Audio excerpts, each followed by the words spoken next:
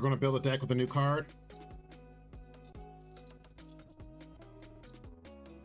Draw a bronze recruit and give them shield.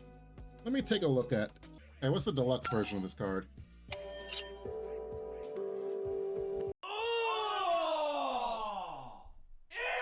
Dude! What the fuck? Nothing, really. I mean, I guess the glow from the light from the window. You know, it could make Clark Kent more viable. You wouldn't really be able to control the card to make sure it hits this specific one. I mean, all I'll really say is it's probably an auto-include in every Might deck. I guess if you drew Crypto, that would be bad, because Crypto already has Shield and Superman Robot. So, Minotaur will be great. Wildcat will be great. Warlord will be great. Easier to get Steve Trevor. Yeah, it would actually be pretty easy to get Steve Trevor now, right? The card could make getting Steve Trevor more consistent. 1, 2, 3, 4, 5, 6, 7, 8, 9, 10, 11, 12, 13. So there's 13 bronze recruits. 2 of them already have shield. So 11 bronze recruits that you want to hit. I mean, that's not too bad. What's your complementing faction? It doesn't matter. I would say, okay.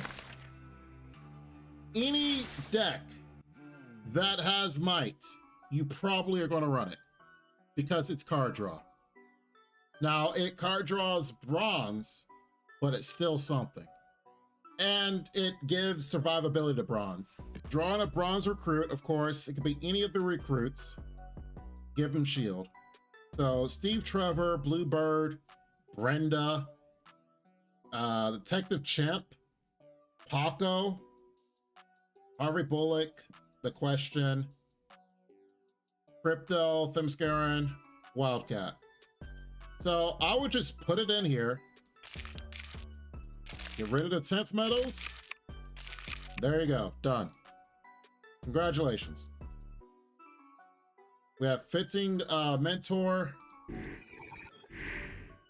And it will be a way to tutor to get Paco. It could be a way to tutor to get Brenda, Steve Trevor's. You got a mic deck, is draw a card, and you're tutoring out. You're literally drawing a bronze card from your deck to your hand, so then that way you don't play it, you don't pull it or play it later. Would Bibbo count a self if you get shield? I believe so. Yeah. I mean, we don't have any way of testing it because there's not a card before this that you could give shield to Bibbo while it's in your hand, but it should work. I mean, it reads like it would. If you have a recruit with shield, draw a card, including himself. He's a recruit, he would have shield. It doesn't say if another recruit with shield, draw a card. If there's, if you have another recruit. So it should work. People think it sucks. That's how the argument kind of started. Oh, really? I mean, if it was not in Mites, probably. If this card was in like Tyranny, I probably wouldn't play it because Tyranny already has so many good cards. But this is gonna be, I think it's auto-include in any Mite deck. Like this is better than, where is it at? Favor of the Gods. Because Favor of the Gods is draw a card, then give a random recruit in your hand +2/+2 in guard. This one is more specific. Draw a bronze recruit, give them shield. So you're specifically drawing from your bronze pool. So this also encourages if you don't play a lot of bronzes. If you don't play a lot of bronze cards, then you can hit specific ones. But like I said, it's gonna be a good tutor for Steve Trevor. And this deck will be great for Flytrap. You hit Minotaur, you hit Antioch. Any of those will be like prize hits. There's barely one that wouldn't be a prize hit. It also is making the fact that your future turns, you don't accidentally draw a bronze card. We are starting to get into a world where we might be getting more cards to thin out decks. because we have this that's showing specifically a bronze recruit. We have Brenda that specifically draws gold cards. These cards are going to be amazing. If we start getting all these cards that are able to tutor and pull from our deck, we're going to have more consistent games. All those games that you basically are like, dang it, I'm drawing dead. You're not really going to draw as dead anymore. We already have Flashpoint, which Flashpoint probably is trying to be like those cards, but you know, everyone's using Flashpoint for the draw effect to do damage in different ways. But we are getting more and more cards that are making the games more and more consistent. Friends in High Places also. Well, yeah, I was specifically looking at the ones that would do it early, like the bronze turn.